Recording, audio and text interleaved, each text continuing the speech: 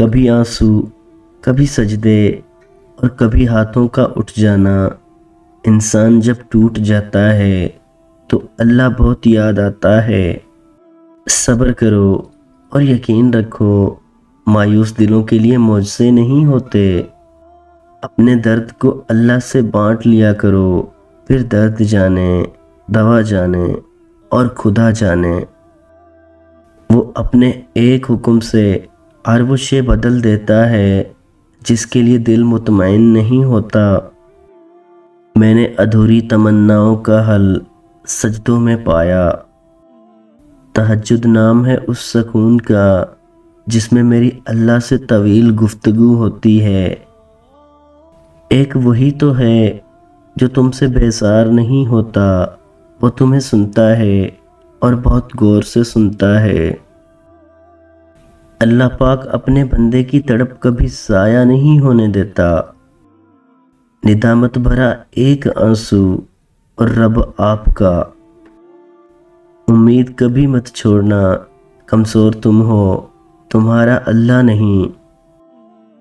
انسان کی سب سے بڑی ہجرت گناہوں سے نیکی کی طرف ہجرت ہے۔ جب ساری دنیا منہ پھیر لیتی ہے اس وقت بھی اللہ پاک ہمارے ساتھ ہوتا ہے۔ تہجد کا پہلا سجدہ غم کا آخری سجدہ ہوتا ہے۔ صبر رکھو، اللہ کے فیصلوں پر خوش رہو، تمہیں بہتر نہیں بہترین ملے گا۔ اللہ پاک نے ہمیں واضح راستے بتائے ہیں، یہ گھاٹے کے سودے ہم خود کرتے ہیں۔ اس کے ایک کن پر حقیقتیں بھی بدل جاتی ہیں۔ تہجد پڑھا کرو، کوئی ملے نہ ملے رب ضرور مل جائے گا۔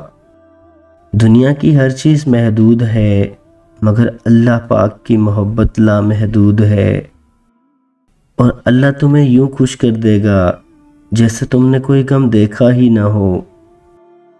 تہجد کی دعاؤں پر کن کی رحمت ہوتی ہے۔ پلک جھپکنے سے پہلے اللہ پاک حالات تبدیل کر دیتا ہے۔ نا امید مت ہونا اللہ کی رحمت سے، وہ چاہے تو کھلا دیتا ہے پھول صحرا میں بھی۔ تجھ پہ اندھا یقین ہے یا رب، اسی لیے تو خوش گمان رہتا ہوں۔